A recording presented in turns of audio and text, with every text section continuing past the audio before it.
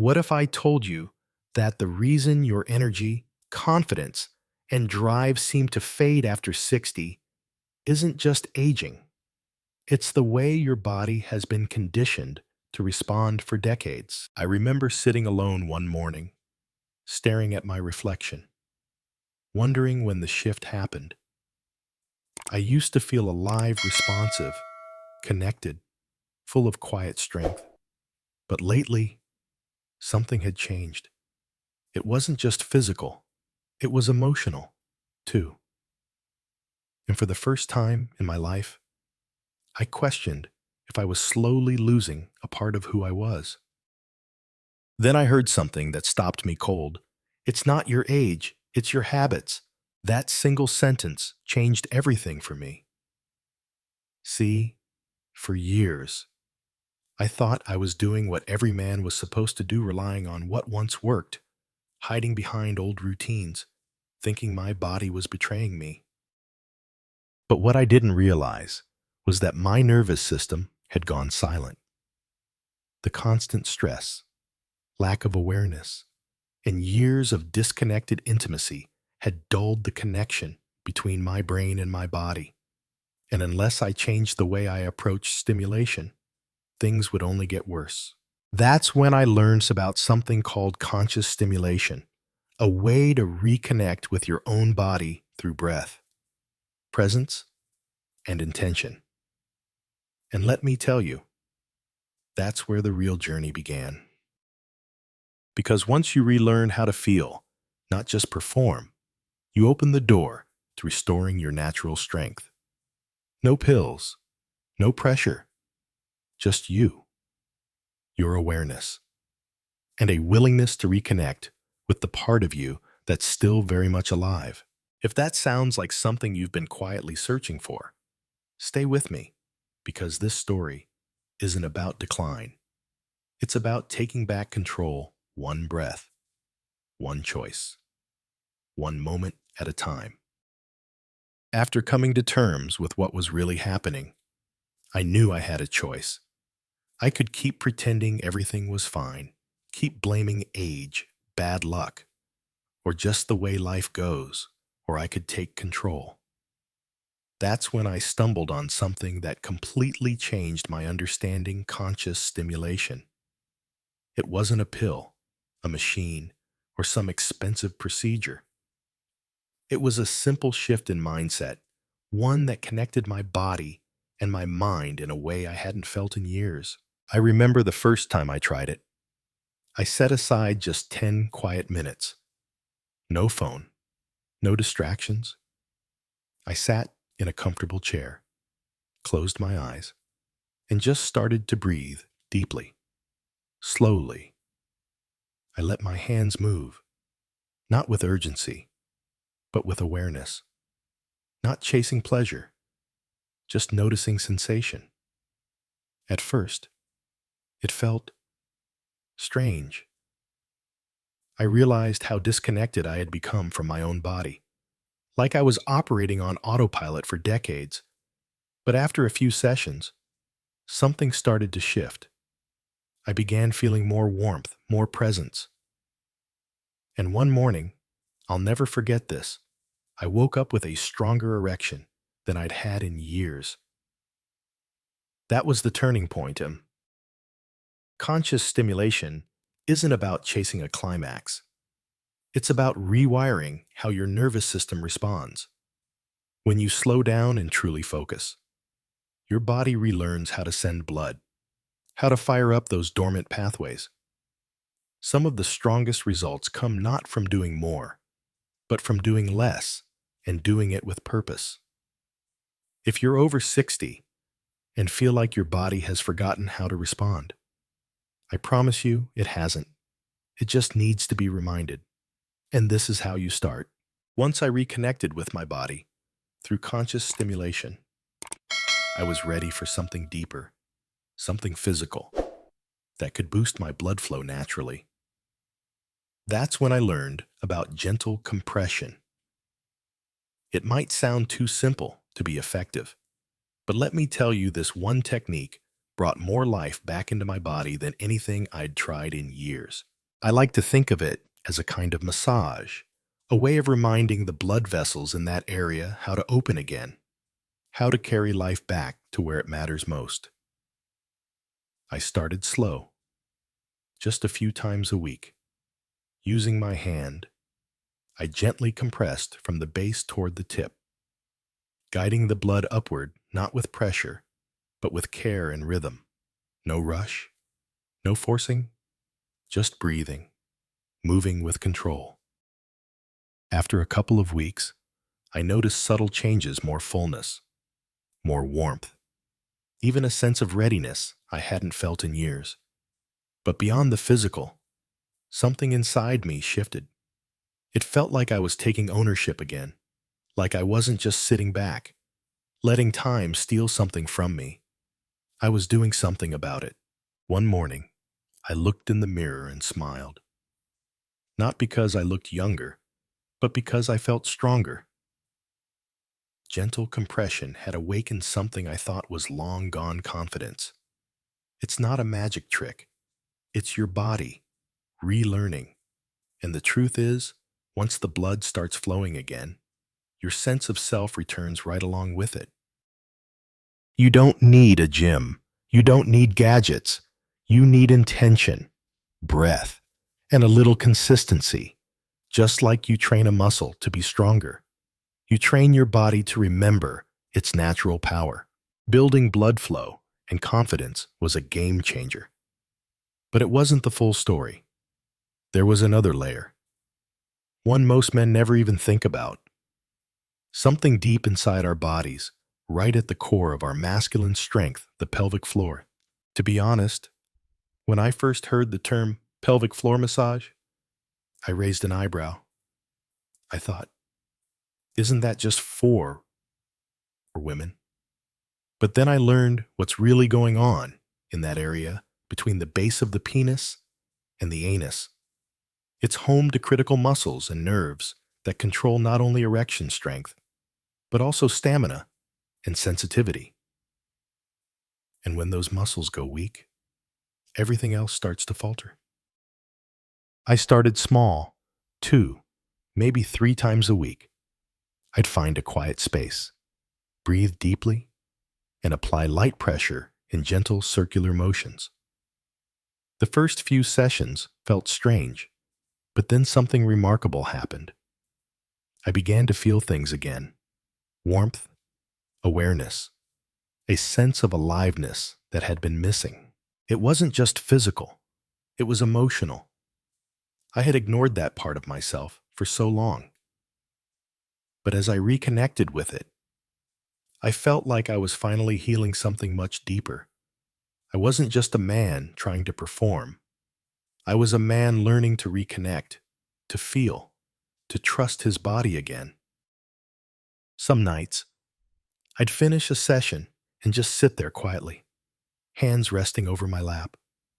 Heart calm, it felt like I was coming home to myself. And over time, I saw real changes: firmer erections, more control, more confidence. And if I could tell any man one thing, it's this: don't overlook your foundation, because once your root is strong again, everything above it starts to rise with power. I had the physical side coming back to life, better blood flow, firmer erections, a sense of grounding in my pelvic floor. But there was still something holding me back, and I couldn't quite name it at first. It wasn't until one quiet night, lying in bed, wide awake, that I realized my mind was the problem. Not my body, my mind. The thoughts, the pressure, the self-doubt. What if it doesn't work this time? What if I disappoint her again? Am I still a man? These weren't just fleeting worries. They were heavy, invisible chains that wrapped around my chest every time I got close to intimacy. And no matter how strong my body was becoming, those thoughts would shut everything down. That's when I learned about psychological relaxation, a technique that isn't about fixing your mind, but gently calming it. It began with breath, slow, deep inhales through my nose, steady exhales through my mouth. Within minutes, I could feel my shoulders drop, my jaw unclench, my heart slow down. I added soft music jazz some nights, ocean waves others. I whispered affirmations, not cheesy slogans, but real truths. My body still works. I'm enough. I deserve to feel alive again. It felt awkward at first, but slowly, it became a ritual I looked forward to. And something unexpected happened. My erections got stronger, not because I was trying harder, but because I was trying less. I was finally relaxing. My body felt safe. And when it feels safe, it performs better. It connects better. So if your mind is racing, doubting, fearing pause, breathe. You're not broken. You're just wired to protect yourself. And now it's time to teach your mind how to trust again. After calming my mind, I started thinking differently about everything else in my daily life. I realized that no matter how many techniques I practiced, if I didn't support my body consistently, none of it would last. That's when it hit me. Daily habits weren't just background noise. They were the foundation. I started small. I looked at what I ate, my diet. Before, a lot of quick meals, too much sugar, barely any greens. So I made a simple switch: more leafy vegetables, healthy fats like avocado and salmon, and nuts rich in zinc. These weren't just health foods, they were fuel for my hormones, my blood vessels, my stamina. Next came movement, not the gym, not some intense routine I'd abandon after a week. Just a daily walk, 20, sometimes 30 minutes around the block or at the park. Some mornings I added gentle squats or pelvic floor exercises. It wasn't about pushing limits. It was about showing up for my body every single day. Then sleep. I used to stay up late, scrolling on my phone, restless. But I learned that testosterone, the very thing we rely on for sexual health, is produced at night, in deep sleep. So I made it a rule: screens off an hour before bed. I created a calm, nighttime routine, and my sleep improved. I began to wake up more rested, and more often with morning erections again. And finally, stress. I made room for quiet moments. 10 minutes with my morning coffee in silence. Breathing, thinking, reflecting. That peace trickled into every part of my life, including intimacy. When these daily habits came together, nutrition, movement, rest, calm, they built something solid inside me. A new rhythm, a lifestyle, one that keeps my strength alive, not just for today, but for every tomorrow I still get to enjoy. After establishing those daily habits, something inside me shifted. I no longer felt like I was chasing a solution. I felt like I was the solution. My body began responding again, not just with more strength, but with confidence I hadn't felt in years. Still, there was one more thing I had to work on: staying present in the moment. You see, even with better blood flow and control, intimacy still felt a little distant, not physically, but emotionally. I'd catch myself getting distracted, worrying if I was doing it right, or worse, comparing myself to how things used to be. That's when I learned the final key: emotional connection. It wasn't just about techniques anymore. It was about truly being with my partner. I started opening up more, talking about what I was working through, what I was learning about my own body. And to my surprise, She didn't pull away. She leaned in. Turns out, she'd been waiting for that kind of honesty for years. We started slow. More eye contact. More laughter. More small moments of touch without expectation. The pressure was gone.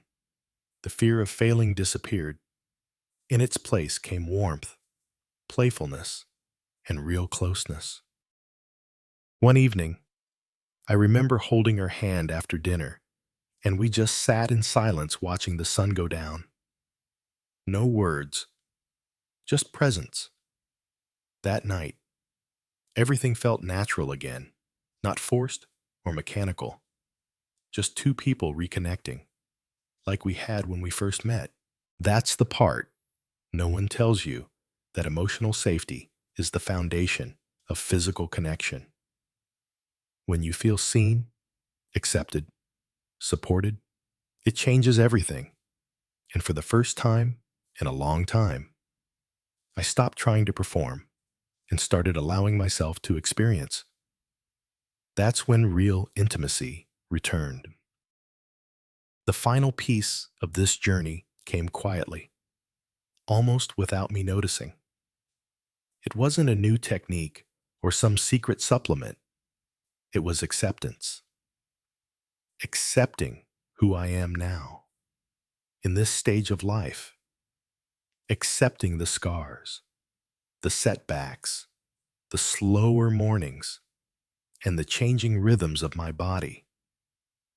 And with that acceptance came something I hadn't expected: peace. I stopped chasing the past. I stopped measuring myself against my 30-year-old self.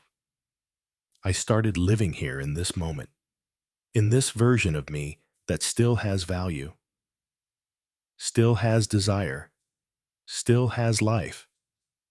That shift was everything. What helped the most was journaling. Just a few minutes each morning. I'd write about how I felt, what my body was telling me, and what I was proud of, no matter how small. One day, it was. I slept deeply. Another. I made my partner smile. These were wins. They added up. They changed how I saw myself. I also started mentoring younger men at a local community group.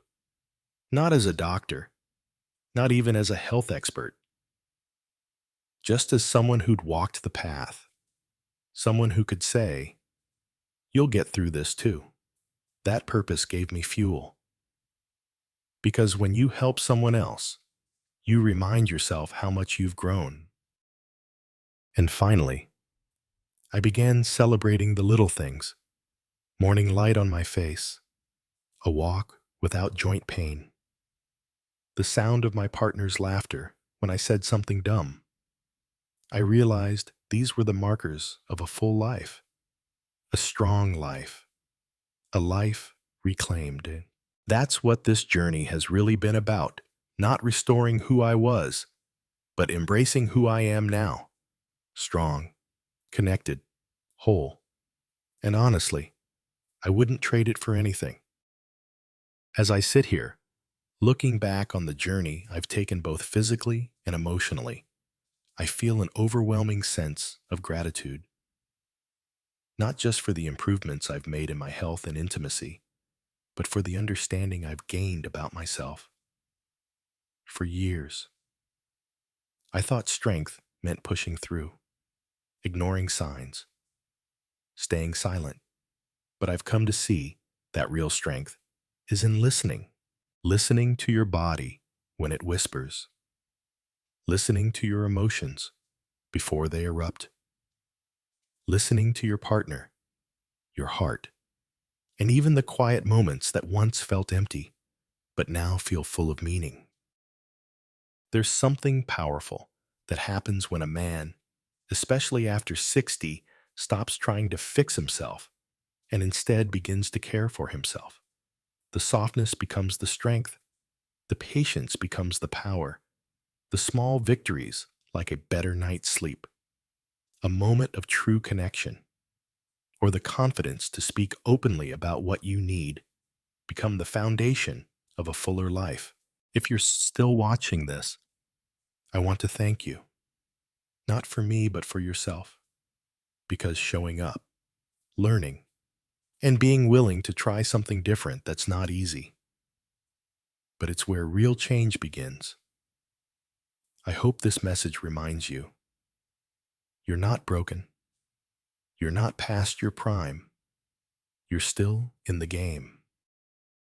And every step you take toward restoring your health, your energy, and your intimacy, it all adds up.